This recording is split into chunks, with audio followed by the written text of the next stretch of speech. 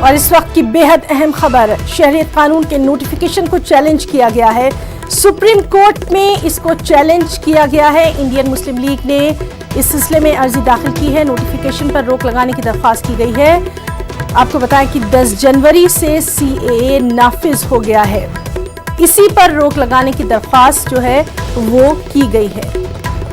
तो शहरियत कानून के नोटिफिकेशन को चैलेंज किया है सुप्रीम कोर्ट में, इसको चैलेंज किया गया है।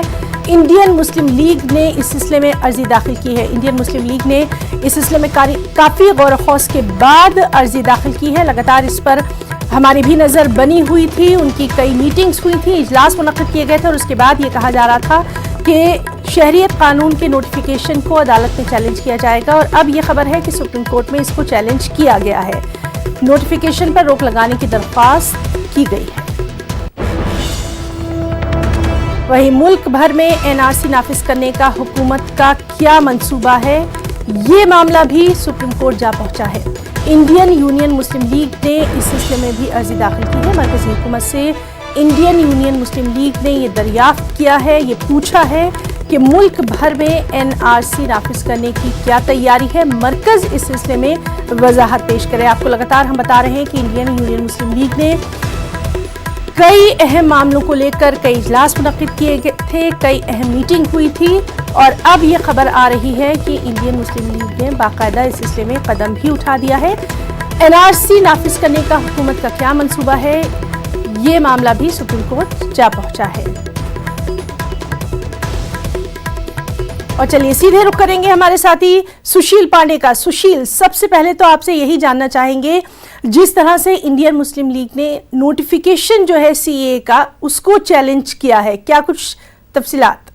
जी देखिए हिना, साफ तौर से सीए को लेकर सुप्रीम कोर्ट में इंडियन यूनियन मुस्लिम लीग ने अप्रोच किया है और जो सरकार ने नोटिफिकेशन लागू किया है उस एक्ट पर रोक लगाने की मांग की है। इंडियन मुस्लिम एसोसिएशन की तरफ से ये कहा गया है कि सीए के तहत नागरिकता प्रदान करने के लिए जो लगभग 40,000 गैर मुस्लिम प्रवासी की पहचान की गई है यूपी सरकार की तरफ से, वो फिलहाल गलत है। उनके द्वारा उठाए गए कदम गलत है और कानून के संचालन पर जिस प्रकार यूपी में काम किया जा रहा है उस पर तत्काल रोक लगाई जाए। वही जो दूसरी अर्जी फाइल की गई है इंडियन यूनियन मुस्लिम लीग के द्वारा हिना, उसमें उन्होंने कहा है कि एनपीआर और एनआरसी के बीच जो कथित तौर से पीएम मोदी, गृह मंत्री और अन्य मंत्रियों के द्वारा विरोधाभासी बयान दिया गया है, उसमें इसका कितना असर पड़ता है और अगर एनआरसी अखिल भारतीय एनआरसी के लिए पहला कदम है तो केंद्र सरकार सुप्रीम कोर्ट में ये प्रूव करे और ये चीजें बताए।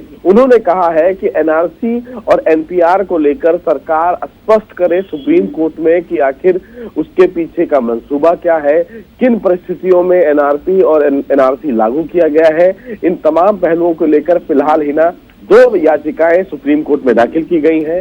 22 जनवरी को सुप्रीम कोर्ट इस पूरे मामले में सुनवाई करने वाला है और इसीलिए इंडियन यूनियन मुस्लिम लीग ने भी 2 याचिकाएं लगाकर सरकार के इस एक्ट को असंवैधानिक घोषित करने और एनपीआर और एनआरसी पर अपनी राय स्पष्ट करने को कहा है।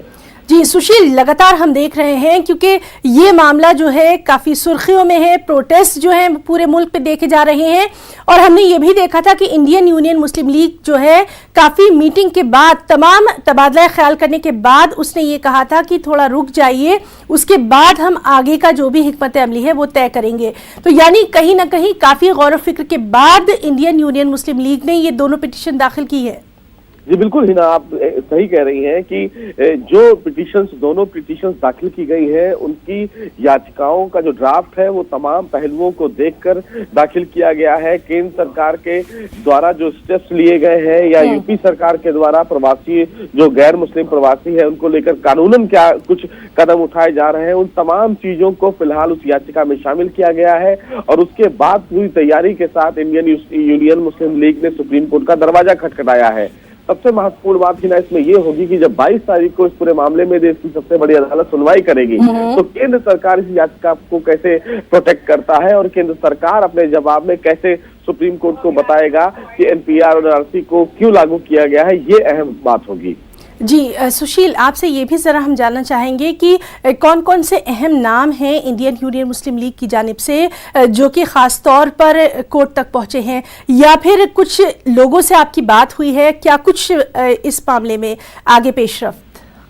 जी देखिए, इंडियन यूनियन मुस्लिम लीग एक संस्था है। उस संस्था के द्वारा फिलहाल कोर्ट में ये याचिका दाखिल की गई है, जिसमें पार्टी बनाया गया है यूपी गवर्नमेंट को, यूनियन ऑफ इंडिया को और साथ ही साथ होम मिनिस्ट्री को। इन तमाम लोगों को फिलहाल पक्षकार बनाया गया है, जिनसे जवाब तलब किया जाएगा।